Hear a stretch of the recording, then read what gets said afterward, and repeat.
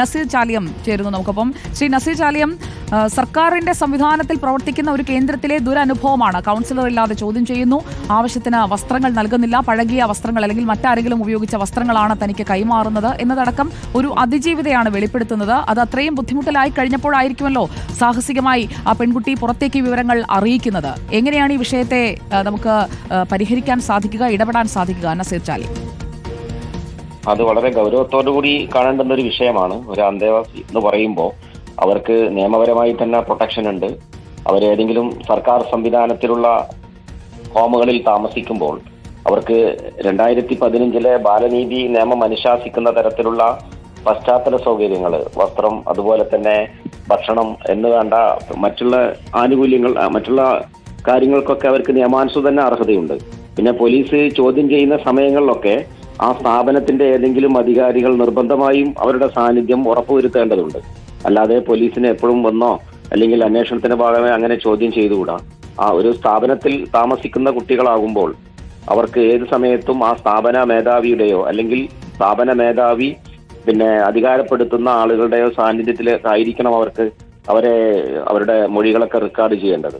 മാത്രമല്ല child care ഇൻസ്റ്റിറ്റ്യൂഷനുകളിൽ, ഇത്തരം സ്ഥാപനങ്ങളിൽ അതിന്റെ കൃത്യമായ ചട്ടങ്ങളുണ്ട്. ബാലനീതി ചട്ടപ്രകാരമുള്ള പിന്നെ പ്രത്യേകിച്ച് പെൺകുട്ടികളാകുമ്പോൾ അവർക്ക് നൽകേണ്ടുന്ന കാര്യങ്ങളെ സംബന്ധിച്ചൊക്കെ അതിൽ കൃത്യമായി പറയുന്നുണ്ട്.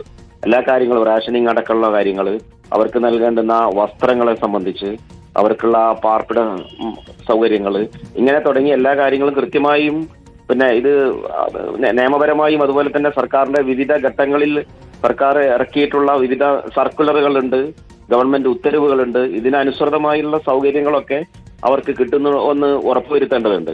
കാരണം ഇതിലെവിടെയാണ് കാരണം ഞങ്ങൾ ഈ വാർത്തയിലൂടെയാണ് ഈ വിഷയം മനസ്സിലാകുന്നത്.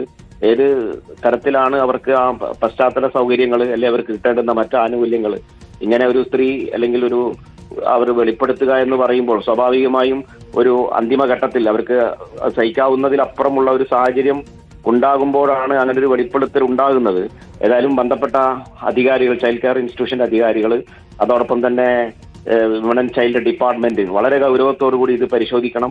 അതുപോലെ ചൈൽഡ് വെൽഫെയർ കമ്മിറ്റി ഈ കാര്യത്തിൽ അടിയന്തരമായി അന്വേഷണം നടത്തി അത് പരിഹരിക്കാനുള്ള ആവശ്യമായ നടപടി വേണം. അത് കൊടുക്കാതിരിക്കുന്ന അല്ലെങ്കിൽ അവർക്കത് നൽകാതിരിക്കുന്ന ഉദ്യോഗസ്ഥർക്കെതിരെ അന്വേഷണം നടത്തേണ്ടതുണ്ട്.